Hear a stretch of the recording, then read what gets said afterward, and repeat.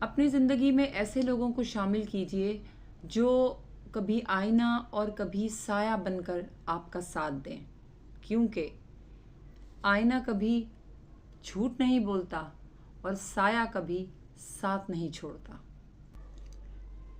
ہمارے زوال کی بڑی وجہ عبادت میں کمی نہیں بلکہ حقوق العباد میں کمی ہے، معاملات میں کمی ہے۔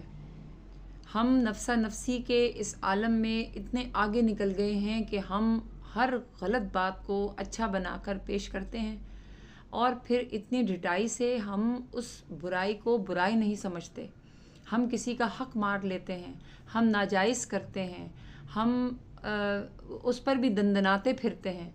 تو یہ سارے معاملات ایسے ہیں کہ جس کی دنیا میں معافی اور تلافی اس وقت تک نہیں ہو سکتی جب تک انسان اپنے ان گناہوں کی معافی بندوں سے نہیں مانگے گا۔ جب بندوں سے معافی نہیں مانگے گا تو اللہ تعالیٰ بھی معاف نہیں فرمائے گا۔